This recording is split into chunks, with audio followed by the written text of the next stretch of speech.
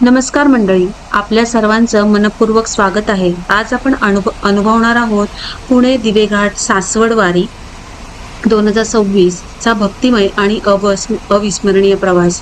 आषाढ वारी म्हणजे केवळ एक प्रवास नाही, तर श्रद्धा, सेवा, समर्पण आणि माऊलींवरची अखंड प्रेमाचा उत्सव आहे. हजारो वारकरी ज्ञानोबा तुकारामांच्या जयघोषात पंढरीच्या दिशेने मार्गक्रमण करतात आणि त्या भक्तिमय वातावरणाचा अनुभव शब्दात व्यक्त करणं खरंच कठीण आहे. आमच्या समूहाने ही वारी सुरू करून आता 16 वर्ष पूर्ण केली आहेत. अनेक वारकरी दरवर्षी अत्यंत उत्साहाने या प्रवासात सहभागी होतात. माझा भाऊही गेल्या 4 वर्षापासून या वारीचा एक भाग आहे आणि दरवर्षी हा अनुभव त्याच्यासाठी अधिकच खास ठरतो. प्रवासाला सुरुवात करण्यापूर्वी बसचं पूजन केलं जातं. फुलांची सजावट, नारळ फोडून आरती आणि देवाचं स्मरण करून संपूर्ण प्रवास सुखरूप आणि मंगलमय व्हावा अशी प्रार्थना केली जाते. ही परंपरा केवळ एक विधी नसून श्रद्धेचा, कृतज्ञतेचा सुंदर आविष्कार आहे.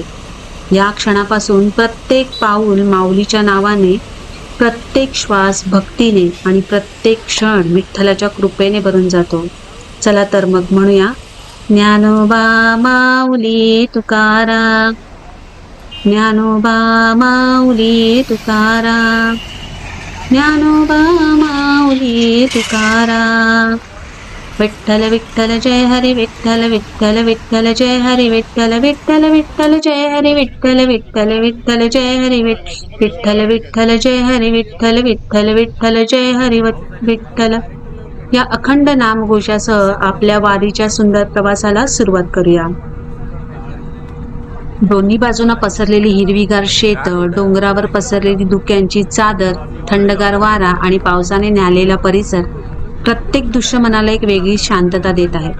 पावसाळ्यात या संपूर्ण मार्गाचं सौंदर्य अनेक पटींनी खुलून येतं. जिथे नजर जाईल तिथे फक्त हिरवळ, डोंगर आणि निसर्गाची अप्रतिम कलाकृती पाहायला मिळते. या प्रवासाला आपल्याला पुणे रिंग रोड प्रकल्पाचा मिसिंग लिंक भागही पाहायला मिळतो. आधुनिक रस्ते आणि आजूबाजूचा निसर्ग यांचा सुंदर संगम या मार्गावर अनुभवायला मिळतो. वारीचा प्रवास हा फक्त एका ठिकाणाहून दुसऱ्या ठिकाणी जाण्याचा प्रवास नसतो. तो मनाला निसर्गाशी आणि भक्तीशी जोडणारा अनुभव असतो. प्रत्येक वळणावर एक नवीन दृश्य, प्रत्येक क्षणी माऊलींच्या भेटीची ओढ आणि प्रत्येक किलोमीटर सोबत वाढणारा उत्साह. चला या सुंदर प्रवासाचा आनंद घेऊया, कारण पुढे आपली वाट पाहत आहे दिवे घाटातील अविस्मरणीय भक्तिमय वातावरण. प्रवास किती भक्तिमय असला तरी मध्ये घेतलेला छोटासा विश्रांतीचा क्षणही तितकाच महत्वाचा असतो. म्हणूनच आमची बस काही वेळासाठी स्टार ढाब्यावर थांबली. गरमागरम चहाचा कप आणि सोबत वारकरी मित्रांची गप्पा, हा क्षणी प्रवासाची एक सुंदर आठवण बनून जातो. पहाटेच्या गार हवेत हातात गरमागरम चहा असेल तर प्रवासाचा सगळा थकवा क्षणात दूर होतो. प्रत्येकाच्या चेहऱ्यावर उत्साह, मनात माऊलीच्या दर्शनाची ओढ आणि पुढच्या प्रवासाची तयारी दिसून येत होती. अशा छोट्या थांब्यांमुळे फक्त शरीरालाच नाही तर मनालाही नवीन ऊर्जा मिळते. चहाचा आस्वाद घेतल्यानंतर पुन्हा एकदा ज्ञानोबा माऊली तुकाराम, ज्ञानोबा माऊली तुकाराम, ज्ञानोबा माऊली तुकाराम यांचा जयघोष करत आम्ही दिवेघाटाच्या दिशेने प्रवास सुरू केलेला आहे. वारी म्हणजे फक्त चालणं नाही बरं का. वारी म्हणजे एकत्र येणं, आनंद वाटणं आणि प्रत्येक क्षण भक्तीने जगणं. ढाब्यावर आधीच अनेक वारकरी आणि प्रवासी दिसत होते. प्रत्येकाच्या चेहऱ्यावर माऊलीच्या भेटीचा आनंद आणि उत्साह स्पष्ट जाणवत होता. थोडा चहा, थोडा नाश्ता आणि भरपूर गप्पा, अशा छोट्या विश्रांतीमुळे प्रवास आणखी आनंददायी होतो. वारीचा खरा आनंद फक्त गंतव्यस्थानी पोहोचण्यात नसतो बरं का, तर प्रवासातील अशा छोट्या छोट्या क्षणांमध्ये दडलेला असतो. अनोळखी माणसे इथे काही क्षणात आपली वाटू लागतात. माऊलीच्या नामस्मरणाने सगळेजण एका भक्तीच्या धाग्यात जोडले जातात.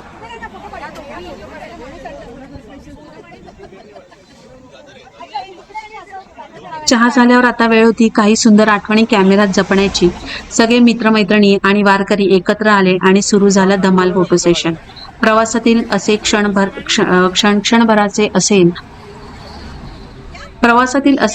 क्षणभराचे असले तरी आठवणी मात्र आयुष्यभर सोबत राहतात. प्रत्येक फोटोमध्ये उत्साह, प्रत्येक हास्यामध्ये आपुलकी आणि प्रत्येक चेहऱ्यावर माऊलीच्या दर्शनाची आतुरता स्पष्ट दिसत होती.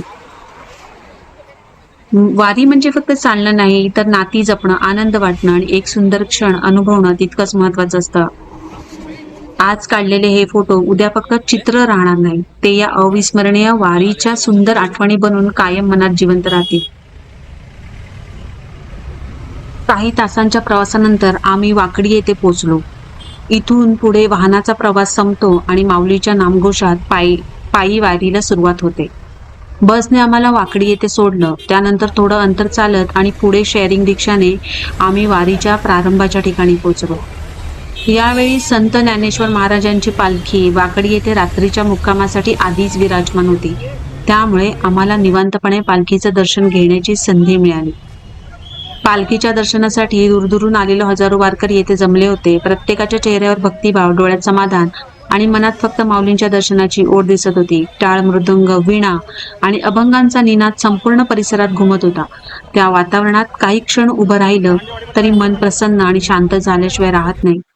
पालखीसमोर नतमस्तक होत आम्ही माऊलींच्या चरणी प्रार्थना केली आणि हा वारीचा प्रवास सुखरूप पार पडू दे आणि सर्वांवर तुझी कृपा कायम राहू दे असं म्हणत आम्ही आमच्या पुढच्या प्रवासाला सुरुवात केली. असं म्हणतात की वारीत चालणे फक्त पायांचं काम नसतं, तर श्रद्धा, संयम आणि सेवाभावाची खरी परीक्षा असते. प्रत्येक पाऊल माऊलीच्या नावाने टाकलं जातं आणि प्रत्येक क्षण भक्तीने भरलेला असतो.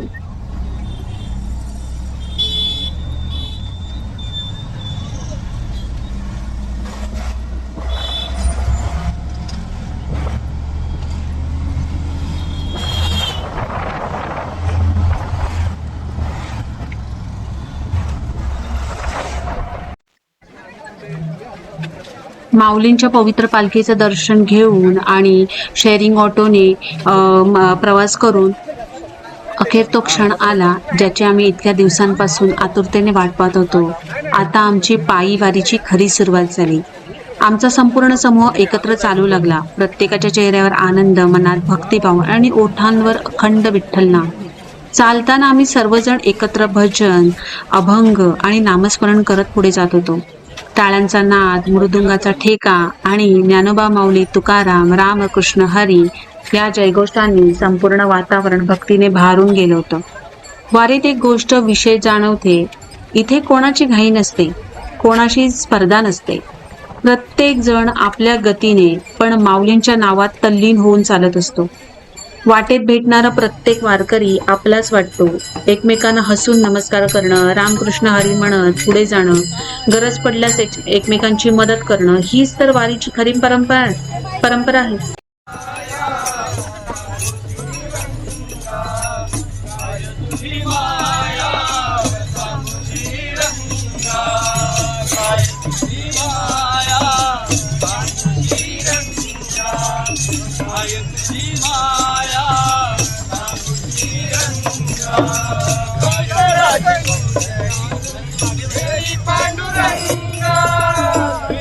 चालत असताना पण मन मात्र सतत विठ्ठलाच्या चरणी असतं. कितीही अंतर चालायचं असलं तरी भजनाच्या तालात आणि नामस्मरणात थकवा कधी जाणवतच नाही.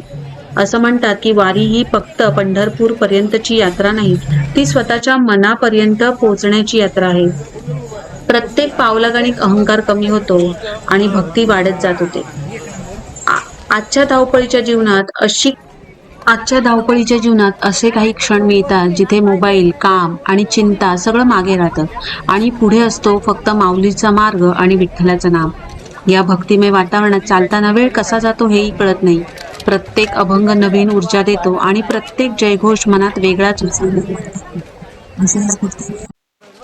आपण पाहू शकता एक वारकरी आपल्या डोक्यावर भगवान विठ्ठल आणि माता रुक्मिणींच्या पवित्र मूर्ती घेऊन अतिशय श्रद्धेने वारी करत आहे. ही केवळ मूर्ती पाहण्याची गोष्ट नाही, तर ती भक्ती, विश्वास आणि सेवेची एक सुंदर अभिव्यक्ती आहे.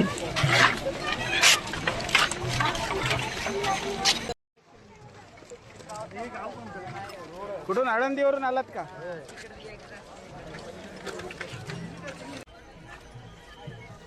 आणि अखेर आम्ही त्या ठिकाणी पोहोचलो जिथून दिवे घाट वारीच्या पायी प्रवासाची अधिकृत सुरुवात होते. हे आहे वाखडीचं प्रवेशद्वार. हजारो वारकऱ्यांसाठी अत्यंत महत्वाचं आणि भावनिक स्थान. हे प्रवेशद्वार ओलांडताच मनात एक वेगळाच उत्साह संचारतो, कारण आता प्रत्येक पाऊल विठुरायाच्या दिशेने पडणार असतं. आजूबाजूला भगवे ध्वज, टाळ मृदुंगाचा गजर, अभंगांचा निनाद आणि ज्ञानोबा माऊली तुकारामचा अखंड जयघोष. संपूर्ण वातावरण भक्तिमय झालेलं असतं. या क्षणाची अनेक वारकरी वर्षभर वाट पाहतात. जेव्हा या प्रवेशद्वारातून आत प्रवेश होतो तेव्हा मनात एकच भावना असते, माऊली, आता तुझ्या कृपेने हा संपूर्ण वारीचा प्रवास सुखरूप पूर्ण होऊ दे. या मार्गावर प्रत्येक वारकरी एकाच ध्येयाने चालत असतो. कोणाच्या हातात टाळ, कोणाच्या खांद्यावर भगवा ध्वज, तर कोणाच्या ओठांवर अखंड विठ्ठलाचं नाव. या प्रवेशद्वारातून आज जाताना जाणवतं की आता आपण केवळ प्रवासी नाही, तर या शेकडो वर्षाच्या पवित्र वारी परंपरेचा एक छोटासा भाग आहोत. चला, भक्ती, श्रद्धा आणि माऊलीच्या नामघोषात दिवेघाट वारीच्या या पवित्र प्रवासाला नव्या उत्साहाने पुढे घेऊन जाऊया.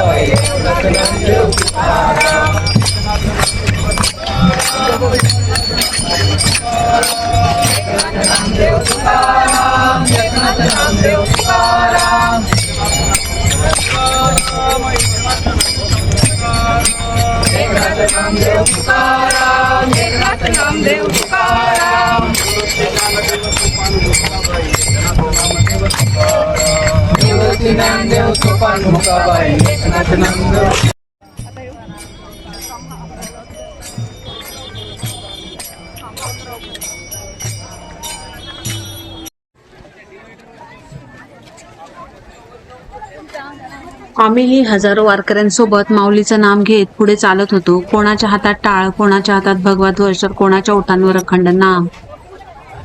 या नामघोषाने संपूर्ण वातावरण भारून गेलं होतं. या वारीत वयाचं बंधन नसतं. लहान मुलांपासून ते ज्येष्ठ नागरिकांपर्यंत प्रत्येक जण एकाच उत्साहाने आणि भक्तिभावाने चालत असतो. काही वारकरी अनवाणी चालतात, काही टाळ मृदुंग वाजवत पुढे जातात, तर काही जण वाटेत भेटणाऱ्या प्रत्येकाला प्रेमाने रामकृष्ण हरी म्हणत अभिवादन करतात. हीच तर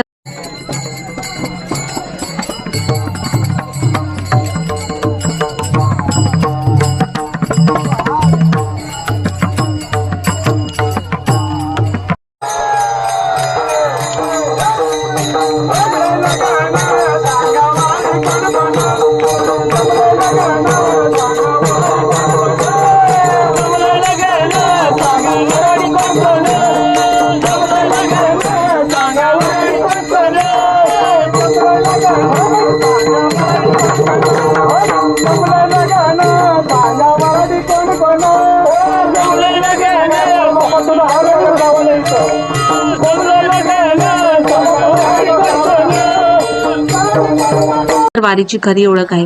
वारी आपल्याला समतेचा आणि एकतेचा संदेश देते. इथे श्रीमंत गरीब, मोठा लहान असा कोणताही भेदभाव नसतो. प्रत्येक जण फक्त माऊलीचा वारकरी असतो. चालताना कधी पाय थकतात, पण मन कधीच थकत नाही, कारण प्रत्येक पावलासोबत विठ्ठलाचं नाम आपल्या पुढे चालण्याची नवी ऊर्जा देत असतं. आजच्या धकाधकीच्या आयुष्यात अशी शांतता आणि समाधान फारच क्वचित अनुभवायला मिळतं. म्हणूनच लाखो वारकरी वर्षानुवर्षे ही परंपरा श्रद्धेने जपत आहेत. या शेवटी आम्ही दिवेघाट चढून सर केला आणि या विठ्ठलाच्या मूर्तीचं दर्शन आम्हाला झालं. ही विठ्ठलाची मूर्ती दिवेघाटाच्या एकदम एंडिंगला आहे, म्हणजे जिथे दिवेघाट संपतो तिथे आहे. ह्याच्यानंतरचा पुढचा 11 ते 12 किलोमीटरचा प्रवास हा अजून बाकी आहे, जिथून आपण सासवडला पोहोचणार आहोत. मार्गावर चालताना जाणवतं की वारी म्हणजे फक्त पंढरपूर गाठणं नाही, तर स्वतःला शोधण्याचा आणि मन शुद्ध करण्याचा प्रवास आहे. प्रत्येक पावलागणी भक्ती वाढत जाते आणि विठुरायाच्या भेटीची ओढ अधिकच तीव्र होत जाते. या मार्गावर फक्त पाय चालत नाही, चालते ती श्रद्धा, चालतो तो विश्वास आणि प्रत्येक पावलागणिक विठुरायाशी नातं अधिक दृढ होत जातं. म्हणूनच वारी ही यात्रा नसून ही प्रत्येक वारकऱ्याच्या आयुष्यातील एक अविस्मरणीय अनुभूती आहे.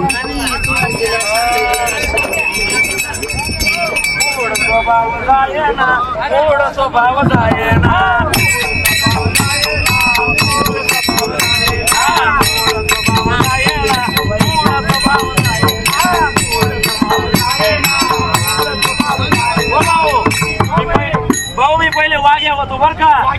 वाघ्या तू भाऊ मी वतीने आधी वत आहे मी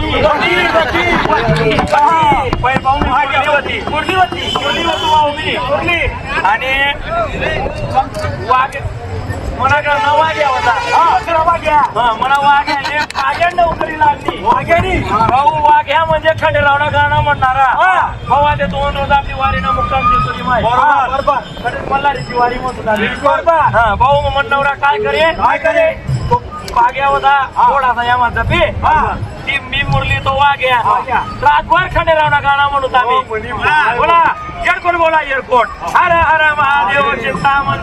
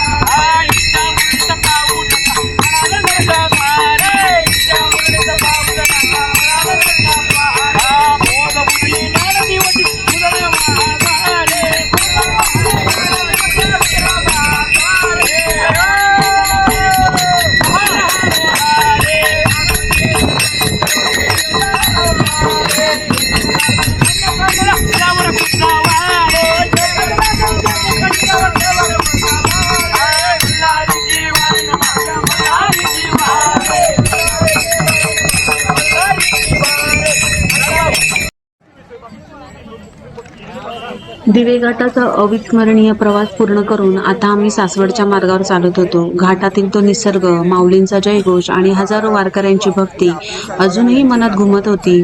आता रस्ता जरी सपाट झाला होता तरी प्रत्येक पाऊल विठ्ठल नामातच पडत होतं. टाळ, मृदुंग आणि हरिनामाच्या गजरात चालताना वेळ कसा जात होता हेच कळत नव्हतं.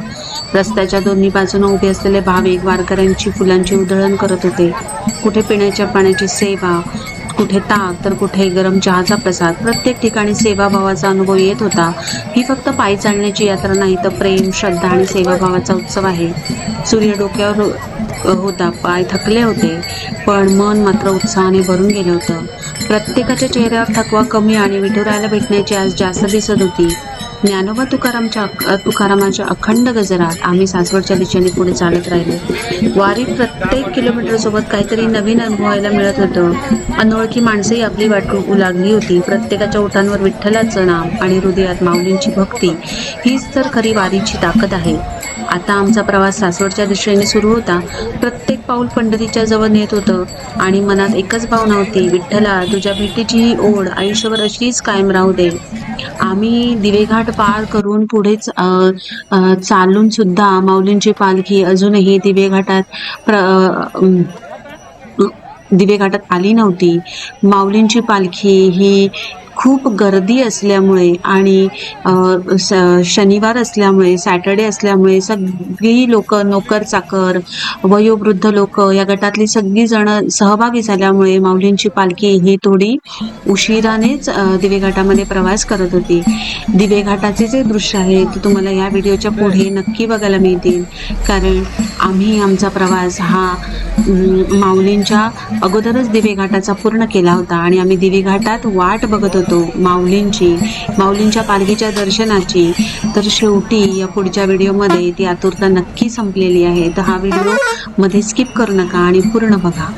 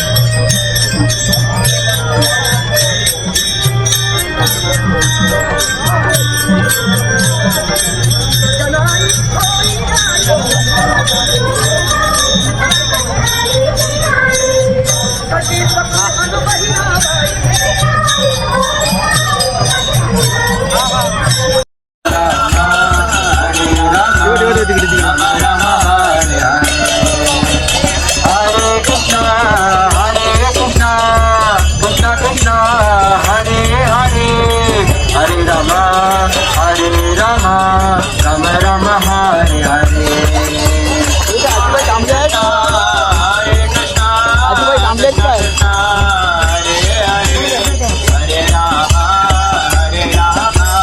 राम राम हरे हरे हरे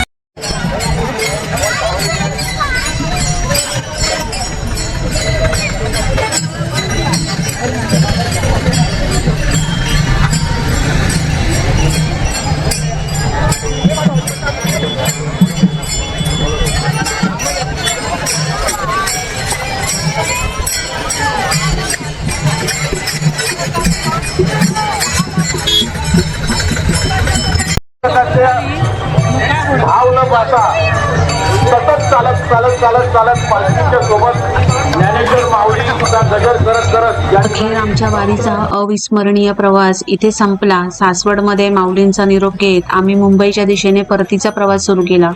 शरीर थकलं होतं, पण मन मात्र समाधानाने आणि भक्तीने भरून गेलं होतं.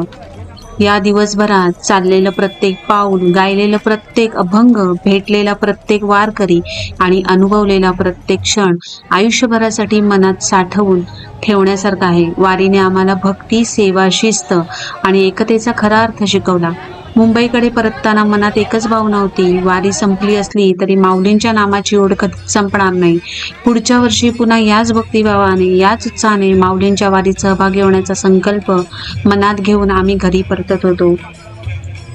या व्हिडिओचा शेवट करताना मला फक्त विठू माऊलींच्या चरणी 2 ओळी सादर करायच्या आहेत.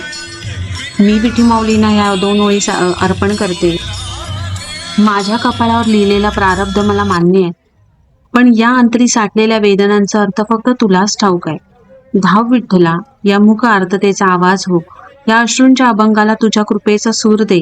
या भक्ताच्या विश्वासाला तुझ्या चरणाची सावली दे आणि एवढीच कृपा कर, तुटण्याआधी मला तुझ्या जवळ घे. तुटण्याआधी मला तुझ्या जवळ घे. तुटण्याआधी मला तुझ्या जवळ घे. रामकृष्ण हरी.